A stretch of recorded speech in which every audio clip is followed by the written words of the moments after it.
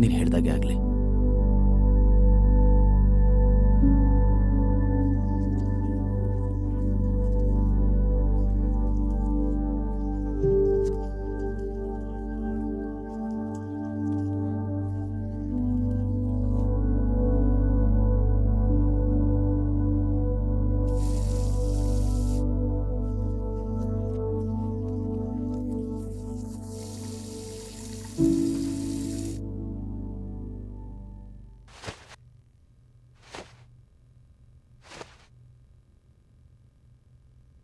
ಅನನ್ಯ, ನಾಳೆ ಏನಾದರೂ ನಿಂಗೆ ನಿನ್ನ ಬ್ರದರ್ ಕಾಲ್ ಮಾಡಿ ನಿಂಗೆ Singh industries and SK private limited corporation ಬಗ್ಗೆ ಮಾತಾಡಿದರೆ ತಕ್ಷಣ ಒಪ್ಕೋಬೇಡ.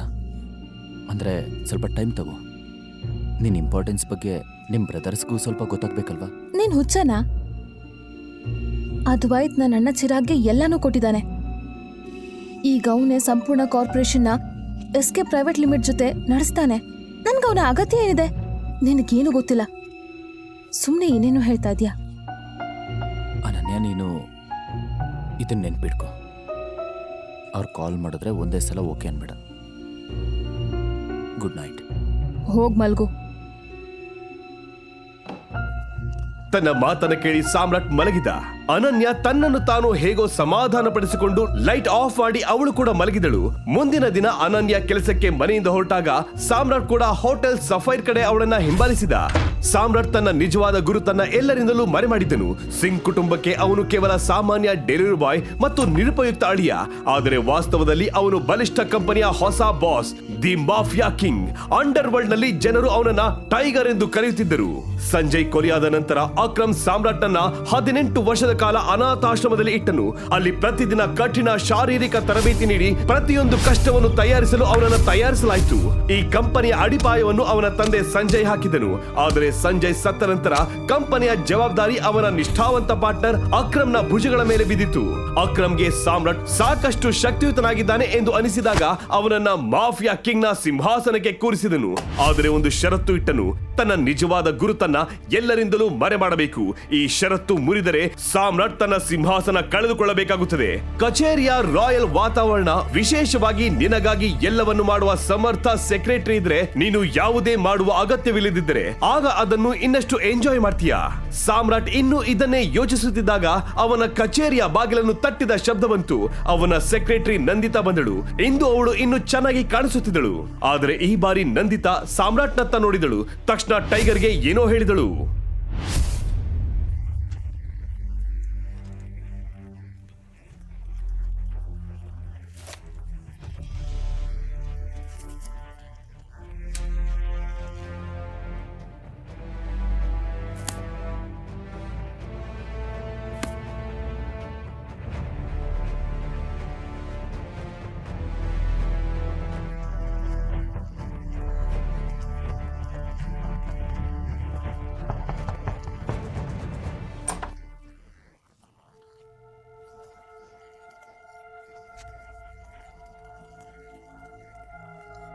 ಟೈಗರ್, ಸಿಂಗ್ ಕುಟುಂಬವು BT ಗ್ರೂಪ್ ಜೊತೆ ಪಾಲುದಾರಿಕೆಯ ವಿಷಯಕ್ಕೆ ಒಬ್ಬರನ್ನ ಕಳಿಸಿದೆ.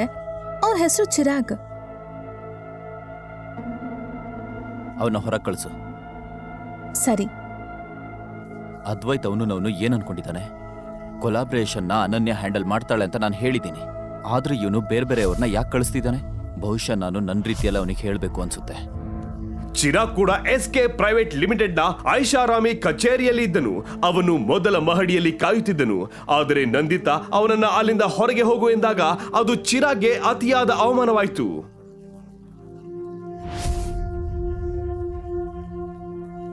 ಚಿರಾಗ್ ವಿಫಲವಾದ ಸುದ್ದಿ ಅದ್ವೈತ್ಗೆ ಹೇಳಿದಾಗ ಅವನ ಮುಖ ಕೋಪದಿಂದ ಕೆಂಪಾಯಿತು. ಅವನಿಗೆ ಏನ್ ಮಾಡಬೇಕು ತಿಳಿಲಿಲ್ಲ. ಮತ್ತು ಈಗ ಅವನ ಬಳಿ ಅನನ್ಯಗೆ ಕರೆ ಮಾಡುವುದನ್ನ ಬಿಟ್ಟರೆ ಬೇರೆ ದಾರಿ ಇರಲಿಲ್ಲ. ಇನ್ನೊಂದು ಕಡೆ ಅನನ್ಯ ತನ್ನ ತಾತನ ಜೊತೆ ಶಾಪಿಂಗ್ಗೆ ಹೋಗಿದ್ದಳು. ಆ ವೇಳೆ ಅವಳಿಗೆ ಫೋನ್ ಬಂತು. ಅದು ಅದ್ವೈತ್ನಿಂದ ಬಂದ ಕರೆ ಎಂದು ಅವಳು ನೋಡಿದಳು. ಅನನ್ಯ ಕರೆ ಸ್ವೀಕರಿಸಿ ಲೌಡ್ ಸ್ಪೀಕರ್ ನಲ್ಲಿ ಇಟ್ಟಳು. ಹಲೋ ಅಣ್ಣ. ಅನನ್ಯ, ನಿನ್ನ ಅಣ್ಣನ್ಗೆ ನಿನ್ ಸಹಾಯ ಬೇಕಾಗಿದೆ. ನೀನ್ ನನಗೆ ಸಹಾಯ ಮಾಡ್ತೀಯಾ? ಸಹಾಯನಾ? ನನ್ಗೇನು ಅರ್ಥ ಆಗ್ತಿಲ್ಲ. ಅದು ವಿಷಯ ಏನಂದ್ರೆ, ನಮ್ಮ ಮತ್ತು SK ಪ್ರೈವೇಟ್ ಲಿಮಿಟೆಡ್ ನಡುವಿನ ಸಹಕಾರ ಒಪ್ಪಂದ ಮಾಡಬೇಕು ಅಂತ ನಾನು ತೀರ್ಮಾನ ಮಾಡಿದ್ದೀನಿ. ಇನ್ಮುಂದೆ ನಮ್ಮ ಎಲ್ಲ ಡೀಲ್ಗಳನ್ನ ನೀನ್ ನೋಡ್ಕೊಳ್ಬೇಕು. ನೀನ್ ನಾಳೆ SK ಪ್ರೈವೇಟ್ ಲಿಮಿಟೆಡ್ ಕಚೇರಿಗೆ ಹೋಗಿ ಮಾತಾಡ್ಬೇಕು. ಹೊಸ ಪ್ಯಾಕೇಜಿಂಗ್ ಆರ್ಟಿಸ್ಟ್ಗಳ ಒಪ್ಪಂದವನ್ನ ತಕ್ಷಣವೇ ಸಹಿ ಮಾಡಿಸ್ಬೇಕು. ಇದನ್ನು ಕೇಳುತ್ತಿದ್ದಂತೆ ನಿನ್ನೆ ರಾತ್ರಿ ಸಾಮ್ರಾಟ್ ಹೇಳಿದ್ದೆಲ್ಲ ಅನನ್ಯಾಗೆ ನೆನ್ಪಾಯ್ತು. ನೀನು ತಕ್ಷಣ ಓಕೆ ಅನ್ಬೇಡ.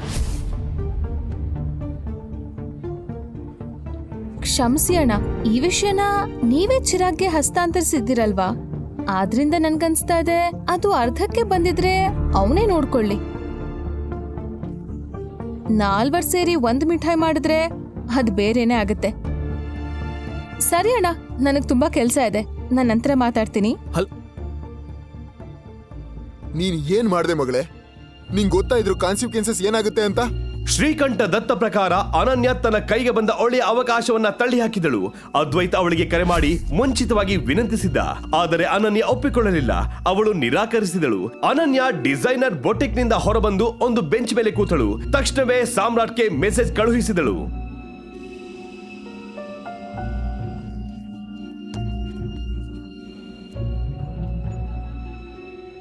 ಇನ್ನೊಂದು ಕಡೆ ಸಾಮ್ರಾಟ್ ಅಕ್ರಮ್ ಜೊತೆ ಫೋನ್ ನಲ್ಲಿ ಮಾತನಾಡುತ್ತಿದ್ದನು. ಇಬ್ಬರು ಇಂದು ಲಂಚ್ಗಾಗಿ ಪ್ಲಾನ್ ಮಾಡಿಕೊಂಡಿದ್ದರು. ಸಾಮ್ರಾಟ್ ಫೋನ್ ಇಟ್ಟ ಕೂಡಲೇ ಅನನ್ಯ ಅವರಿಗೆ ಮೆಸೇಜ್ ಮಾಡಿರುವುದನ್ನು ನೋಡಿದ್ದ. ಈಗಷ್ಟೇ ನನಗೆ ಅಣ್ಣನಿಂದ ಕರೆ ಬಂದಿತ್ತು. ಇನ್ಮುಂದೆ SK ಪ್ರೈವೇಟ್ ಲಿಮಿಟೆಡ್ ಜೊತೆ ನಾನು ಕೋಆಪರೇಷನ್ ನೋಡ್ಕೊಳ್ಬೇಕಂತೆ. ನಾನು ನಿರಾಕರಿಸಿದ್ದೀನಿ. ಈಗ ಏನ್ ಮಾಡ್ಲಿ? ಸಾಮ್ರಾಟ್ ಈ ಸಂದೇಶ ಓದಿದಾಗ ಅವನ ಹೃದಯ ಸಂತೋಷದಿಂದ ತುಂಬಿತ್ತು. ತನ್ನ ಹೆಂಡತಿ ತನ್ನ ಮಾತು ಕೇಳಲು ಆರಂಭಿಸಿದ್ದಾಳೆ ಎಂಬ ವಿಚಾರ ಸಾಮ್ರಾಟ್ಗೆ ಸಂತೋಷ ನೀಡಿತು. ಈಗ ನೀನ್ ಸ್ವಲ್ಪ ಕಾದ್ ನೋಡು, ಮತ್ತೆ ಚಿಂತೆ ಮಾಡಬೇಡ. ಇವತ್ತಲ್ಲ ನಾಳೆ ನಿನ್ನ ಅಣ್ಣ ಮತ್ತೆ ನಿನ್ನನ್ನ ಕಾಂಟ್ಯಾಕ್ಟ್ ಮಾಡೋದಕ್ಕೆ ಟ್ರೈ ಮಾಡೇ ಮಾಡ್ತಾರೆ. ಆದ್ರೆ ಅವನು ನಿನ್ನ ಲಾಭದ ಬಗ್ಗೆ ಮಾತಾಡೋವರೆಗೂ ನೀನ್ ಯಾವುದೇ ಕಾರಣಕ್ಕೂ ಯಾವುದಕ್ಕೂ ಒಪ್ಕೋಬಾರದು. ಅವರಿಂದ ನಿನಗೆ ಲಾಭ ಆಗೋದಾದ್ರೆ ಮಾತ್ರ ನೀನ್ ಅವ್ರ ಷರತ್ತಿಗೆ ಒಪ್ಕೋಬೇಕು.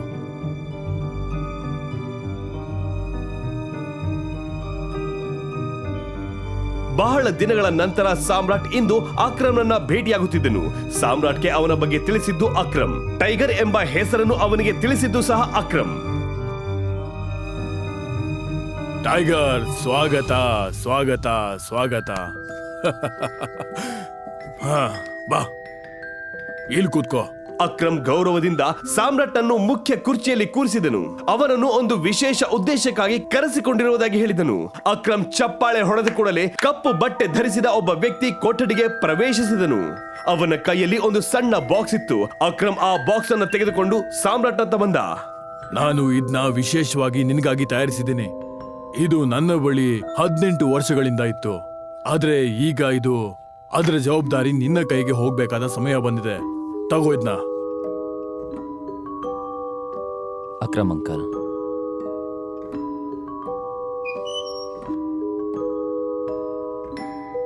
ಇದನ್ನ ನಾನು ಹೇಗೆ ಸ್ವೀಕರಿಸ್ಲಿ? ನಿನಗಾಗಿಯೇ ಇದನ್ನ ನಾನು ಇಟ್ಟಿದ್ದೀನಿ. ಮತ್ತೆ ಸಮಯ ಬಂದಾಗ ಇದು ನಿನಗೆ ಬಹಳ ಉಪಯೋಗವಾಗುತ್ತೆ. ಅಕ್ರಮ್ ಈ ಮಾತು ಹೇಳುತ್ತಿದ್ದಂತೆಯೇ ಅವನ ಫೋನ್ ರಿಂಗ್ ಆಯ್ತು. ಹಲೋ. ಫೋನ್ ರಿಸೀವ್ ಮಾಡಿದ ಬಳಿಕ ಅಕ್ರಮ್ನ ಮುಖ ಗಂಭೀರವಾಯಿತು. ಸರಿ, ನಾನ್ ನೋಡ್ತೀನಿ. ಟೈಗರ್, ಕ್ಷಮಿಸು, ಆದ್ರೆ ನನಗೆ ಅನಿಸ್ತಿದೆ ನೀನು ಲಂಚ್ನ ಒಬ್ನೇ ಮಾಡ್ಬೇಕು ಅಂತ. ನನಗೆ ಸ್ವಲ್ಪ ಅರ್ಜೆಂಟ್ ಕೆಲಸ ಬಂದಿದೆ, ಅದನ್ನ ಸೆಟಲ್ ಮಾಡಕ್ ಹೋಗ್ಬೇಕು. ಆದ್ರೆ ದಯವಿಟ್ಟು ಈ ಉಡುಗೊರೆಯನ್ನ ಸ್ವೀಕರಿಸು. ಇದನ್ನ ನಿನ್ನ ಹುಟ್ಟುಹಬ್ಬಕ್ಕೆ ನನ್ನ ಕಡೆಯಿಂದ ಅಡ್ವಾನ್ಸ್ ಗಿಫ್ಟ್ ಅನ್ಕೋ. ನನಗೆ ಅರ್ಥ ಆಯ್ತು. ನೀವು ಹೋಗಿ ನಿಮ್ಮ ಕೆಲಸ ಮಾಡಿ, ಮತ್ತೆ ಇದನ್ನ ನಾನು ಸ್ವೀಕರಿಸ್ತೀನಿ. Thank you in advance. ಸರಿ ಟೈಗರ್, ನಾವು ಆದಷ್ಟು ಬೇಗ ಒಟ್ಟಿಗೆ ಲಂಚ್ ಮಾಡೋಣ. ಹೀಗೆಂದು ಅಕ್ರಮ್ ಕೊಠಡಿಯಿಂದ ಹೊರಟನು. ಸಾಮ್ರಾಟ್ನ ಕಣ್ಣು ಆ ಸಣ್ಣ ಬಾಕ್ಸ್ ಮೇಲೆ ಬಿತ್ತು. ಸಣ್ಣ ನಗೆಯೊಂದಿಗೆ ಅದನ್ನು ಜೇಬಿಗೆ ಇಟ್ಟುಕೊಂಡನು. ಲಂಚ್ನಲ್ಲಿ ಎಲ್ಲಾ ತರಹದ ತಿಂಡಿಗಳಿದ್ದವು. ಆದ್ರೆ ಅಕ್ರಮ್ನ ಅಚಾನಕ್ ನಿರ್ಗಮನ ಸಾಮ್ರಾಟ್ಗೆ ಚಿಂತೆ ತಂದಿತು. ಅಕ್ರಮ್ ಅಂಕಲ್ಗೆ ಏನ್ ಕೆಲಸ ಅಚಾನಕ್ಕಾಗಿ ಬಂತೋ ಗೊತ್ತಿಲ್ಲ. ಇದು ಚಿಕ್ಕ ವಿಷಯ ಆಗಿರ್ಲಿ, ಮತ್ತೆ ಅವರು ಅದನ್ನ ಈಸಿಯಾಗಿ ಸಾಲ್ವ್ ಮಾಡ್ಲಿ. ಲಂಚ್ ಮುಗಿಸಿದ ನಂತರ ಸಾಮ್ರಾಟ್ ತನ್ನ ಎಲೆಕ್ಟ್ರಿಕ್ ಸ್ಕೂಟರ್ ನಲ್ಲಿ ಮನೆಗೆ ಹೊರಟನು. ಮನೆಗೆ ತಲುಪಿದ ಕೂಡಲೇ ಬಾಕ್ಸ್ ಅನ್ನ ತೆರೆದಾಗ ಅದರೊಳಗೆ ಒಂದು ವಿಭಿನ್ನ ವಸ್ತು ಕಂಡಿತು. ಒಂದು ವಿಧದ ಸುಗಂಧ ಇತ್ತು. ಆ ವಾಸನೆ ಸಾಮ್ರಾಟ್ನ ಮನಸ್ಸನ್ನು ಕದಡಿತು. ಅದರ ಸುಗಂಧ ಬಹಳ ಆಕರ್ಷಕವಾಗಿತ್ತು. ಆ ಬಾಕ್ಸ್ ನಲ್ಲಿ ಒಂದು ಕ್ಯಾಪ್ಸೂಲ್ ಇತ್ತು. ಅದನ್ನು ನೋಡಿ ಸಾಮ್ರಾಟ್ಗೆ ಕುತೂಹಲ ಹೆಚ್ಚಾಯಿತು. ಅವನ ಮನಸ್ಸಿನಲ್ಲಿ ಅನೇಕ ಪ್ರಶ್ನೆಗಳು ಬಂದವು. ಇದು ಏನು? ಇದು ನಿಜವಾಗಿಯೂ ಒಂದು ಔಷಧವೇ? ಇದನ್ನು ತಿಂದರೆ ದೇಹಕ್ಕೆ ಶಕ್ತಿ ಬರಬಹುದೇ? ಆದರೆ ಇದು ಔಷಧಿ, ಇದು ಮಾತ್ರ ಟ್ಯಾಬ್ಲೆಟ್ ನಂತೆ ಇದೆ. ಯಾರಾದ್ರೂ ಅಂಕಲ್ ಅನ್ನು ಮೋಸಗೊಳಿಸಿರುವವರೇನು? ಇದನ್ನ ನಿಜವಾಗ್ಲೂ ತಿಂದ್ರೆ ಬಾಡಿ ಪವರ್ ಏನಾದ್ರೂ ಬರುತ್ತಾ? ಆದ್ರೆ ಇದ್ಯಾವುದೋ ಗಿಡಮೂಲಿಕೆಗಳ ತರ ಕಾಣಿಸ್ತಾ ಇದೆಯಲ್ಲ. ಒಂದ್ ವೇಳೆ ಅಕ್ರಮ್ ಅಂಕಲ್ನ ಯಾರಾದ್ರೂ ಮೋಸ ಮಾಡಿಲ್ಲ ತಾನೆ? ಸಾಮ್ರಾಟ್ ತಾನು ಆ ಔಷಧಿಯನ್ನು ತಿನ್ನಬೇಕೆಂದು ತೀರ್ಮಾನಿಸಿದನು. ಅವನು ಕ್ಯಾಪ್ಸೂಲ್ ಬಾಯಿಗೆ ಹಾಕಿದ ಕೂಡಲೇ ನೀರಿನ ಅಗತ್ಯವಿರಲಿಲ್ಲ. ಅದು ತಕ್ಷಣವೇ ಕರಗಿತ್ತು. ಸಾಮ್ರಾಟ್ ತಕ್ಷಣ ಬೆಚ್ಚಿ ಬಿದ್ದನು. ಅಕ್ರಮ್ ಅವನಿಗೆ ಯಾವಾಗಲೂ ಹಾನಿ ಮಾಡುವುದಿಲ್ಲವೆಂದು ಅವನಿಗೆ ಗೊತ್ತಿತ್ತು. ಆದರೆ ಇನ್ನು ಆ ಕ್ಯಾಪ್ಸೂಲ್ ನಲ್ಲಿ ಏನೋ ತಪ್ಪಿದೆ ಎಂಬ ಭಾವನೆ ಸಾಮ್ರಾಟ್ಗೆ ಬಂತು. ಯೋಚನೆ ಮಾಡದೆ ಸಾಮ್ರಾಟ್ ಅದನ್ನು ತೆಗೆದುಕೊಂಡಿದ್ದ.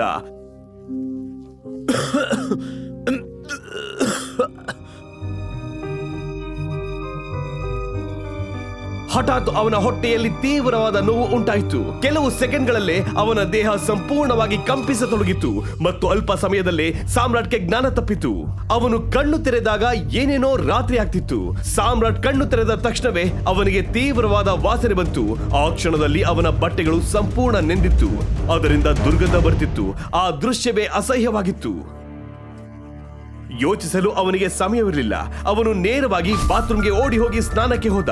ಅವನ ದೇಹವನ್ನು ಸಂಪೂರ್ಣವಾಗಿ ತೊಳೆಯಲು 1 ಗಂಟೆ ಬೇಕಾಯಿತು. ಹೊಸ ಬಟ್ಟೆ ತೊಟ್ಟು ಬಾತ್ರೂಮ್ನಿಂದ ಹೊರಬಂದಾಗ ಅವನು ಜ್ಞಾನ ತಪ್ಪಿ ಬಿದ್ದಿದ್ದ ಜಾಗದಲ್ಲಿ ಹಳದಿ ಬಣ್ಣದ ದ್ರವ ಒಣಗಿ ಗಟ್ಟಿಯಾಗಿತ್ತು.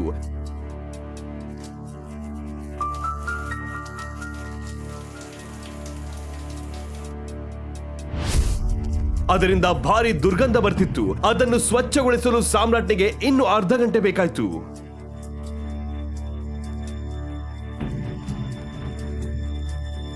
ಅಕ್ರಮ್ ಅಂಕಲ್ಗೆ ಯಾರೋ ಮೋಸ ಮಾಡಿದ್ದಾರೆ. ಇದರಿಂದ ಪವರ್ ಸಿಗೋದಿರಲಿ, ಇದರಿಂದ ಇನ್ನೂ ಜಾಸ್ತಿ ನೋವಾಗ್ತಿದೆ. ಅದ್ ಸಾಲ್ದು ಅಂತ ಈ ಸ್ಮೆಲ್ ಬೇರೆ. ಇನ್ನು ಈ ಔಷಧಿಯಿಂದ ಎಷ್ಟೊಂದು ಸೈಡ್ ಎಫೆಕ್ಟ್ ಆಗುತ್ತೋ ಯಾರಿಗೂ ಗೊತ್ತಿಲ್ಲ. ಕೊಠಡಿ ಸ್ವಚ್ಛವಾದ ತಕ್ಷಣ ಅನನ್ಯ ಮತ್ತು ಶ್ರೀಕಂಠದತ್ತ ಮನೆಗೆ ಬಂದರು. ಇವತ್ ಶಾಪಿಂಗ್ ಚೆನ್ನಾಗೈತಲ್ವಾ? ಹೌದು. ಮತ್ತೆ ನಾವು ಸಮಯಕ್ಕೆ ಸರಿಯಾಗಿ ಮುಗಿಸಿದ್ವಿ ಕೂಡ. ಅಡ್ಗೆ ಮಾಡಿದ್ಯಲ್ಲ? ನನಗೆ ಅರ್ಜೆಂಟ್ ಕೆಲಸ ಇತ್ತು, ಅದಕ್ಕೆ ಅಡುಗೆ ಮಾಡಿಲ್ಲ. ನಾನು ಅಂದ್ಕೊಂಡೆ ನಾವ್ಯಾಕೆ ಹೊರಗೆ ಹೋಗಿ ಊಟ ಮಾಡ್ಕೊಂಡ್ಬರ್ಬಾರ್ದು? ಹೌದಾ? ಇಂಥ ಕಾರಣಗಳನ್ನ ಇದಕ್ಕಿಂತ ಮುಂಚೆ ಕೇಳಿಲ್ಲ. ಇಡೀ ದಿನ ಮನೆಯಲ್ಲೇ ಇರ್ತೀಯ ಅಲ್ವಾ? ಮಾಡಕ್ ಬೇರೆ ಕೆಲ್ಸ ಇಲ್ವಾ?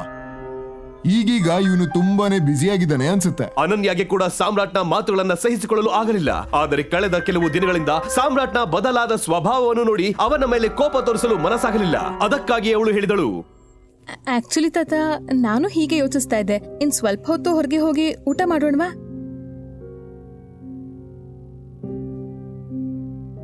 ಅನನ್ಯ ಹೀಗೆ ಹೇಳಿದಾಗ ಸಾಮ್ರಾಟ್ ಅರ್ಥ ಮಾಡಿಕೊಂಡ. ಅವಳು ಅವನಿಗೆ ಸಹಾಯ ಮಾಡುತ್ತಿದ್ದಾಳೆ ಎಂದು. ಅವನ ಹೃದಯ ಸಂತೋಷದಿಂದ ಕುಣಿಯಿತು.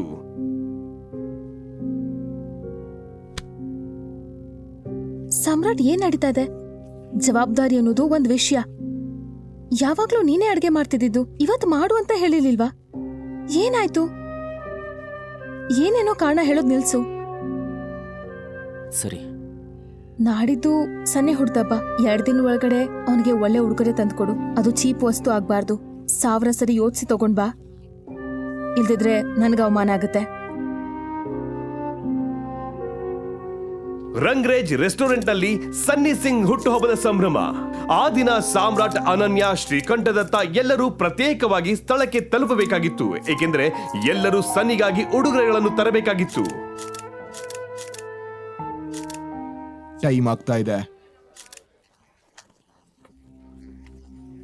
ಸಾಮ್ರಾಟ್ ಇನ್ನೂ ಬಂದಿಲ್ಲ. ಅನನ್ಯ ಅವನಿಗೆ ಕಾಯುತ್ತಿದ್ದಳು. ಸಾಮ್ರಾಟ್ ಅವಳಿಗೆ ಮಾತು ಕೊಟ್ಟಿದ್ದ, ಈ ಬಾರಿ ತಾನು ಉಡುಗೊರೆ ಕೊಡುತ್ತೇನೆ, ಬೇರೆಯವರಿಗಿಂತ ವಿಭಿನ್ನವಾಗಿರುತ್ತದೆ ಎಂದು. ಆದರೂ ಅನನ್ಯಾಳ ಮನದಲ್ಲಿ ಚಿಂತೆ ಶುರುವಾಯಿತು. ಸಾಮ್ರಾಟ್ ಸಾಮಾನ್ಯ ಮರದ ಪೆಟ್ಟಿಗೆಯನ್ನು ಹಿಡಿದು ಬಂದಾಗ ಅವಳ ಹೃದಯ ಬಾಡಿತು. ಇದೇನು ಸಾಮ್ರಾಟ್? ಈ ಪೆಟ್ಟಿಗೆನಾದ್ರೂ ಗಿಫ್ಟ್ ರ್ಯಾಪ್ ಮಾಡಿಸ್ಬೋದಿತ್ತಲ್ವಾ? ಅಯ್ಯೋ, ನನಗೆ ರ್ಯಾಪ್ ಮಾಡಿಸೋದಕ್ಕೆ ಇಷ್ಟನೂ ಇರಲಿಲ್ಲ. ಮತ್ತೆ ರ್ಯಾಪ್ ಮಾಡಿಸೋದಕ್ಕೆ ನನ್ನ ಹತ್ರ ಟೈಮ್ ಕೂಡ ಇರಲಿಲ್ಲ.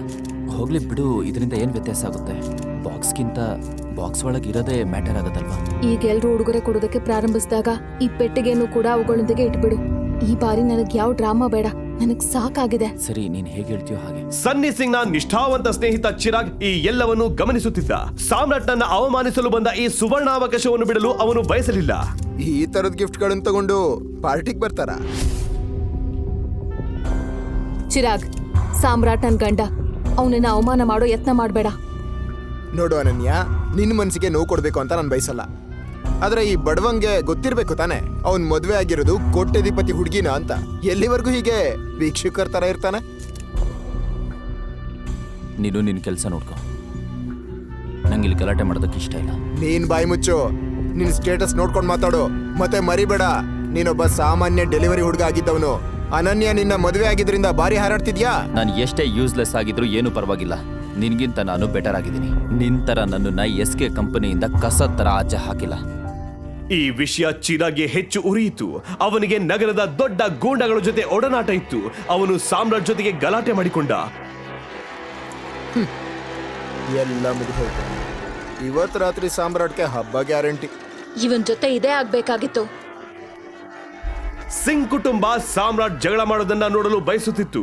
ಚಿರಾಗ್ ಕೈ ಎತ್ತಿದ ಕೂಡಲೇ ಸಾಮ್ರಾಟ್ ಅವನ ಕೈ ಹಿಡಿದುಕೊಂಡ. ಈಗ್ಲೂ ನನಗೆ ಹೊಡೆಯೋದಕ್ಕೆ ನೋಡ್ತೀಯ ನೀನು? ಅಯ್ಯೋ, ನಿನಗ್ ಸರಿಯಾಗಿ ಮಾಡ್ತೀನಿ ಇರು. ಹೀಗೆ ಅವನು ಹೇಳುತ್ತಿದ್ದಂತೆ ಸಾಮ್ರಾಟ್ ಅವನ ಕೈಯನ್ನು ಇನ್ನಷ್ಟು ಜೋರಾಗಿ ತಿರುಚಿದ. ಚಿರಾಗ್ ನೋವಿನಿಂದ ಕಿರುಚಲಾರಂಭಿಸಿದ. ನನ್ ಮೇಲೆ ನಿನಗೆ ಇಷ್ಟೊಂದು ಅಸಹ್ಯ ದ್ವೇಷಿಸ್ತೀಯ ತಾನೆ? ನನ್ನ ಕೈಯಿಂದ ನಿನ್ನನ್ನು ಮುಟ್ಟಿದ್ರೆ ನಿನ್ ಮೇಲೆ ನಿನಗೆ ಅಸಹ್ಯ ಆಗುತ್ತೆ. ತನ್ನ ಬಲವಾದ ಫಲಿತಾಂಶ ನೋಡಿ ಸಾಮ್ರಾಟ್ಗೆ ಆಘಾತವಾಯಿತು. ಹಠಾತ್ತನೆ ಅವನಿಗೆ ಇಷ್ಟು ಶಕ್ತಿ ಹೇಗೆ ಬಂತು? ಅದು ಅಕ್ರಮ್ ಕೊಟ್ಟ ಕ್ಯಾಪ್ಸುಲ್ನ ಪರಿಣಾಮವೇ? ಇದೇ ವೇಳೆ ಚಿರಾಗ್ ನೆಲದಲ್ಲಿ ಒದ್ದಾಡುತ್ತಿದ್ದ. ಇದೇನು?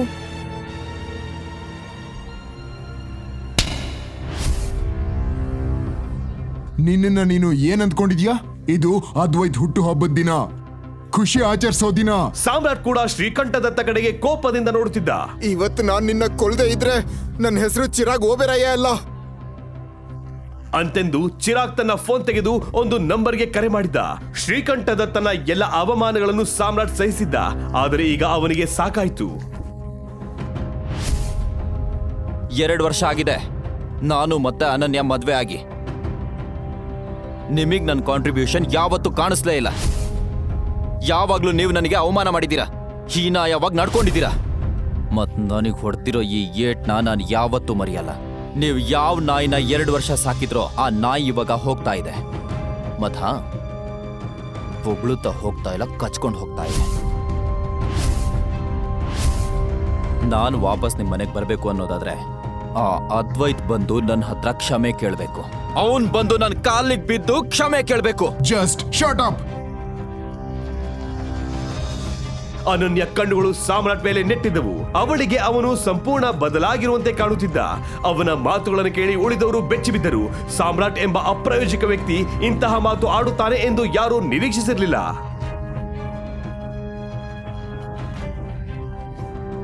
ಎಲ್ಲಿಗೆ ಹೋಗ್ತಿದ್ದಾನೆ? ನಿಲ್ಸಿ ಅವನ್ನ.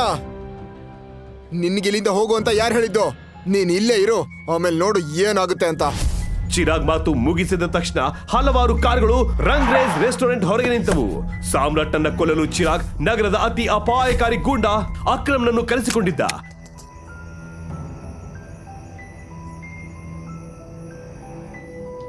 ಅಕ್ರಮ್ ಮತ್ತು ಅವರ ಜನರು ಒಳನುಗ್ಗುತ್ತಿದ್ದಂತೆ ಚಿರಾಗ್ ಹೇಳಿದ, ಅಕ್ರಮ್ ಭಾಯ್, ಕೊನೆಗೂ ನೀವು ಬಂದ್ಬಿಟ್ರಿ. ಹೇಳು ಚಿರಾಗ್, ಏನು ವಿಷಯ? ಇಲ್ಲಿ ಯಾರನ್ನ ಮುಗಿಸ್ಬೇಕು ಹೇಳು. ಅವನೇ ಅಕ್ರಮ್ ಭಾಯ್.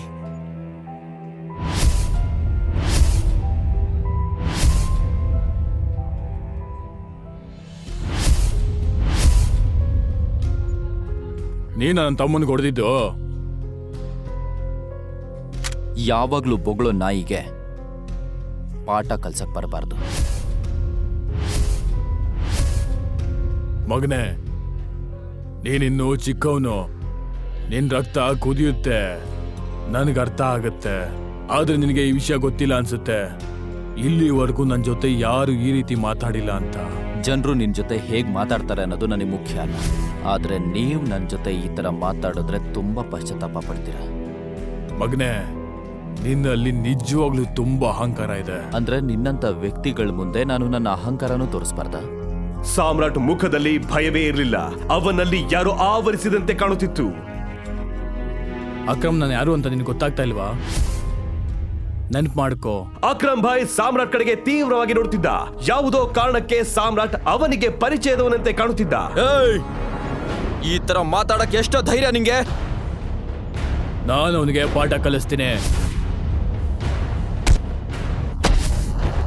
ಅಕ್ರಮ್ ಭಾಯ್ ಸಾಮ್ರಾಟ್ ಕಡೆಗೆ ತೀವ್ರವಾಗಿ ನೋಡುತ್ತಿದ್ದ. ಯಾವುದೋ ಕಾರಣಕ್ಕೆ ಸಾಮ್ರಾಟ್ ಅವನಿಗೆ ಪರಿಚಯದವನಂತೆ ಕಾಣುತ್ತಿದ್ದ. ಅಕ್ರಮ್ನ ಜನರು ಒಮ್ಮೆಗೆ ಸಾಮ್ರಾಟ್ ಮೇಲೆ ದಾಳಿ ಮಾಡಿದರು.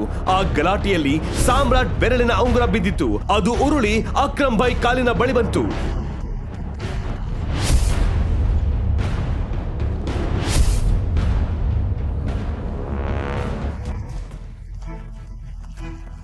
ಟೈಗರ್, ನನ್ನ ದಯವಿಟ್ಟು ಕ್ಷಮಿಸು ಟೈಗರ್. ನಾನು ದೊಡ್ಡ ತಪ್ಪು ಮಾಡಿದ್ದೀನಿ. ಈಗ ಸಾಮ್ರಾಟ್ ರಹಸ್ಯ ಎಲ್ಲರ ಮುಂದೆ ಬಹಿರಂಗವಾಗಲಿದೆಯೇ? ಇದು ಸಾಮ್ರಾಟ್ನ ನಿಜವಾದ ಮುಖವೇ? ಅವನು ತನ್ನ ನಿಜವಾದ ಗುರುತನ್ನು ಬಹಿರಂಗಪಡಿಸಬೇಕಾಗುತ್ತದೆಯೇ? ಸಾಮ್ರಾಟ್ ಅಕ್ರಮ್ನನ್ನು ಕ್ಷಮಿಸುವನ? ಚಿರಾಗ್ಗೆ ಸಾಮ್ರಾಟ್ನ ಗುರುತು ಗೊತ್ತಾದಾಗ ಏನಾಗುತ್ತದೆ? ಸತ್ಯ ಹೊರಬರುತ್ತದೆಯಾ? ಸಾಮ್ರಾಟ್ಗೆ ಎಸ್ಕೆ ಪ್ರೈವೇಟ್ ಲಿಮಿಟೆಡ್ ನ ಜೊತೆ ಏನ್ ಸಂಬಂಧ? ಈಗ ನೀವು ಪಾಕೆಟ್ ಎಫ್ಎಂ ನಲ್ಲಿರೋ ಎಲ್ಲಾ ಶೋಗಳನ್ನ ಈಸಿಯಾಗಿ ಕೇಳಬಹುದು. ಈಗಲೇ ಡೌನ್ಲೋಡ್ ಮಾಡಿ ಪಾಕೆಟ್ ಎಫ್ಎಂ ಮತ್ತು ಕೇಳಿ ದೇಶ ವಿದೇಶದಲ್ಲಿ ಫೇಮಸ್ ಆಗಿರೋ ಟೈಗರ್ ರಿಟರ್ನ್ಸ್ ಅನ್ನೋ ಮೈ ನವಿರೇಳಿಸೋ ಕಥೆಯನ್ನ.